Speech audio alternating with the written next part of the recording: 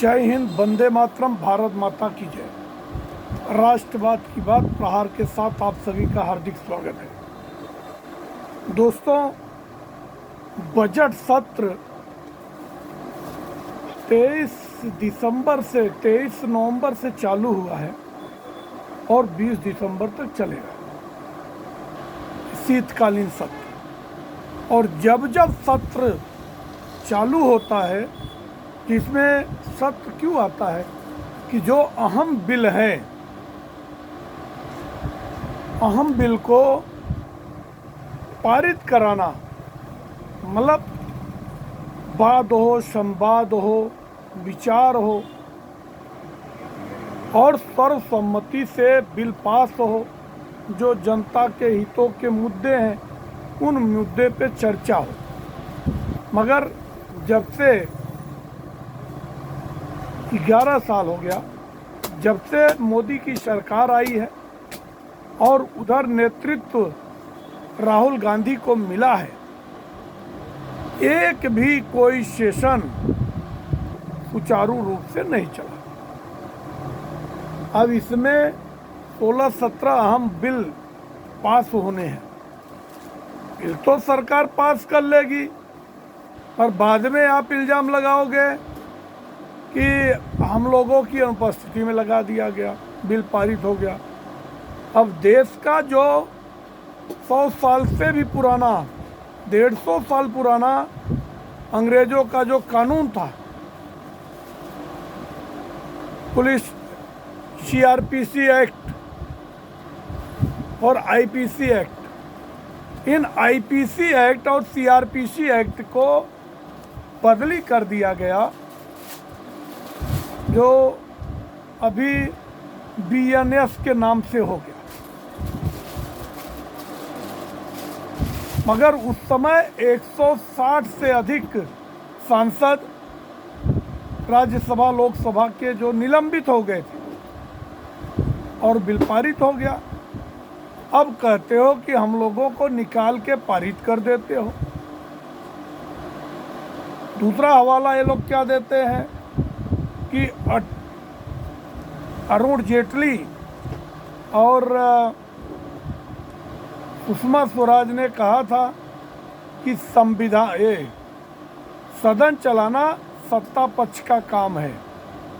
सत्ता पक्ष आपको जबरदस्ती तो बिठा नहीं सकता है, और सत्ता पक्ष अगर अपनी कोई बात करना चाहता है तो आप हंगामा करते हो, और जब आपको आपका टर्म आता है बात करने के लिए तो उस समय भी आप हंगामा करते हो। तो जब बात नहीं होगा, एक दूसरे अपने विचार नहीं रख पाएंगे, तो विमर्श कैसे होगा? जबकि नियम है एक एक प्रतिनिधि अपने क्षेत्र की समस्याएं उठाए और सत्ता पक्ष के तरफ से जो प्रतिनिधि हैं, चाहे वो सांसद हो, चाहे मंत्री हो और चाहे यमोयश हो, वो उठ के उसका निदान बताएंगे।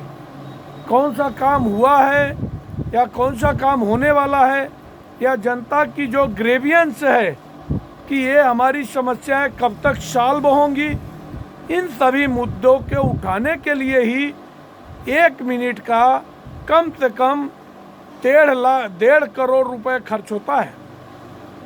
एक मतलब अब कितना, ये 20 दिन 25 दिन में लाखों करोड़ रुपए जनता के खर्च हो जाते हैं। ये जो जनता के टैक्स पेयर का पैसा है, हार्ड कोर मनी है, हार्ड अर्निंग मनी है, वो अगर गलत फिजूल खर्च हो जाता है तो उसमें जनता का भला नहीं हो पाता। अब कल भारतीय जनता पार्टी के सांसद और मंत्री कहे कि राहुल गांधी और सोनिया गांधी का जो संपर्क है, टच है, वो जॉर्ज सोरोस के साथ है। और उन्होंने सदन में अपनी बात रखने के लिए, इस पे चर्चा करने के लिए 0 आवर में बात रखी। तो जॉर्ज सोरेस कौन है? अब जॉर्ज सोरेस का रिश्ता आने के बाद कांग्रेस आग बबूला हो गई कि ये कैसे आ पड़े हो संविधान में, ये अपना सदन में ला सकते हो, वो तो शहजादे हैं। मतलब राहुल गांधी और सोनिया गांधी क्या कानून और संविधान से बड़े हैं? देश से बड़े हो जाएंगे? कोई भी व्यक्ति देश से बड़ा नहीं हो सकता।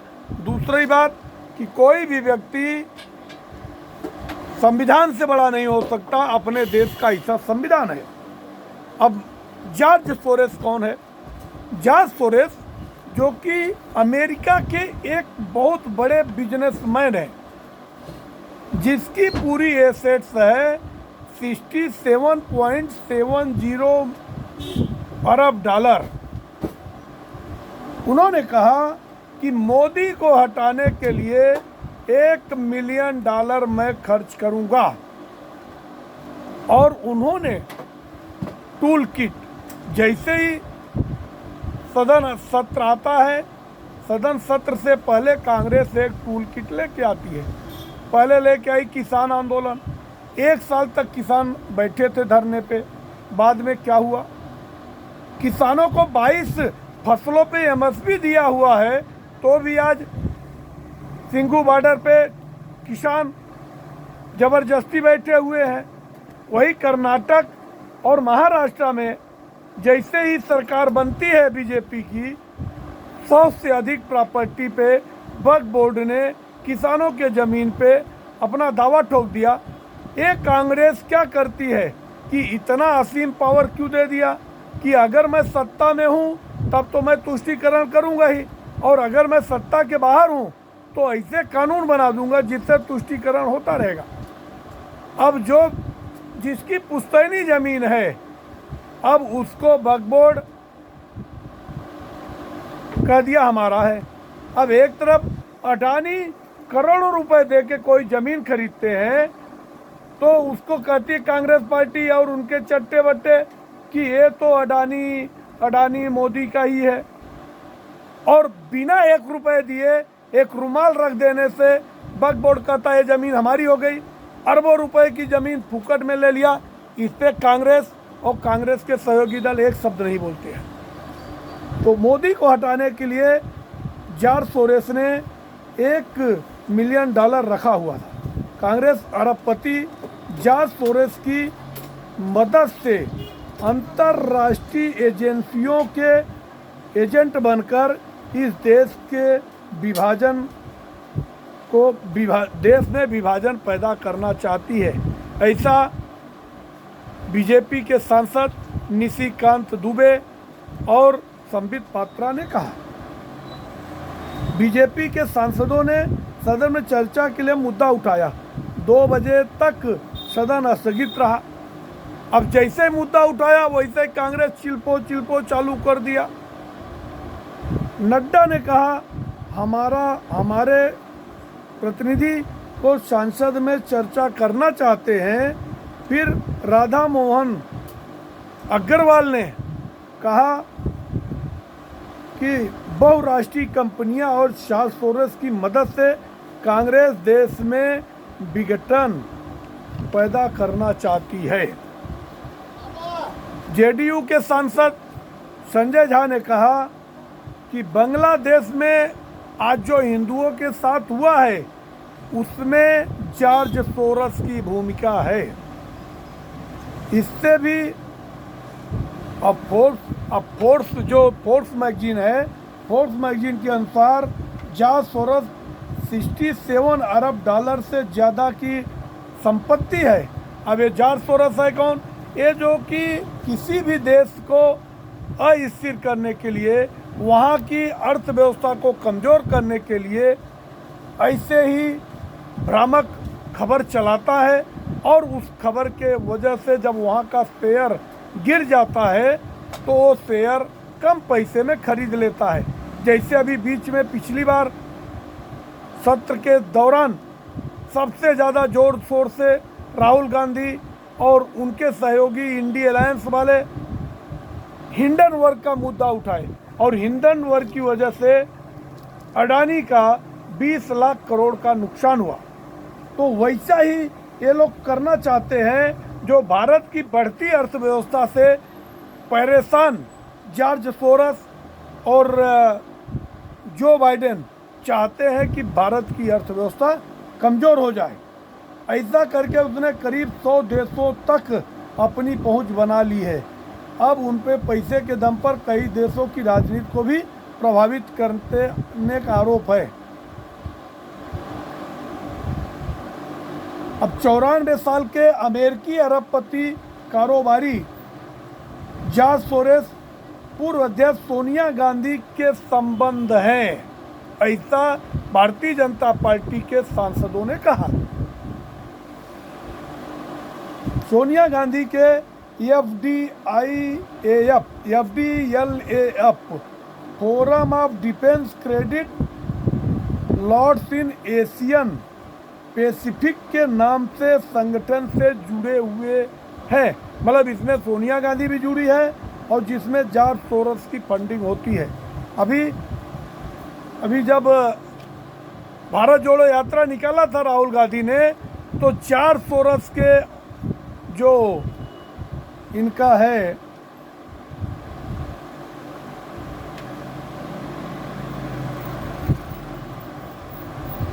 संगठन, और इनके संगठन में वो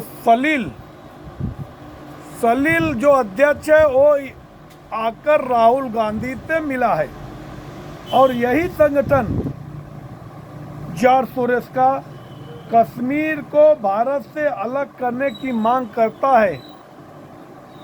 मतलब ये देश विरोधी एजेंडा चलाता है और उसके लिए जॉर्ज सोरेस फंडिंग करता है। इसके पहले भारतीय जनता पार्टी के सांसदों ने कहा कि इसके पहले राजीव गांधी फाउंडेशन को भी जॉर्ज सोरेस फंडिंग करता था। इसका इस्तेमाल भारत विरोधी गतिविधियों में, एजेंडों में यूज किया जाता है। तो अगर भारतीय जनता पार्टी इतने संदिग्ध इल्ज़ाम लगाती है तो इस पे चर्चा क्यों नहीं होनी चाहिए? मगर कांग्रेस और उसके सहयोगी दल अनायास अडानी के मुद्दे पे अड़े हुए हैं और अब तक करीब 15 दिन से अधिक सत्र चल गया, जहाँ की कितने करोड़ रुपए वॉश आउट हो गए, मगर इनको जरा भी होशियत नहीं है। तो मैं तो यही कहूँगा कि अगर आपको अपना आवाज़ भी उठाना है, संवैधानिक तरीके से उठाइए, सदन को चलने नहीं दोगे। और अब कल 80 सांसदों ने उनको जगदीप धनखड़ जो कि राज्यसभा के सभापति हैं, उनको हटाने के लिए अविश्वास प्रस्ताव लाने की कवायद चालू है। इसके पहले भी अविश्वास प्रस्ताव लाया था, मोदी जी को सदन में बोलना पड़ा मणिपुर मामले में, और जब मोदी भाषण शुरू किए तो सारा विपक्षी दल उठ खड़ा हुआ, बाहर निकल गया। बाद में कहे कि आपने उस पर कुछ बोला नहीं, मतलब बहिष्कार कर दिया। वैसा ही अभी होने वाला है, जबकि भारतीय जनता पार्टी और एनडीए की प्रचंड बहुमत है, उसमें कोई दिक्कत नहीं है। अविश्वास प्रस्ताव से कुछ होगा नहीं। हाँ, जगदीप धनखड़ एक योग्य किसान के बेटे हैं, जो कि हाई कोर्ट में, सुप्रीम कोर्ट में भी लायर रह चुके हैं, अनेक राज्यों में राज्यपाल रह चुके हैं। उनको आप संवैधानिक तरीके से कुछ बोल नहीं सकते। वो सबको बराबर मौका देते हैं, मगर बार बार ये इंडिया अलायंस और कांग्रेस वाले इल्ज़ाम लगाते हैं कि वो बोलने का मौका नहीं देते। इस विषय में आगे जैसे भी और नई अपडेट आती है, हम आप लोगों के बीच में लेके हाजिर होंगे। तब तक के लिए धन्यवाद। जय हिंद, वंदे मातरम, भारत माता की जय। आप हमारा चैनल सब्सक्राइब कीजिए। धन्यवाद।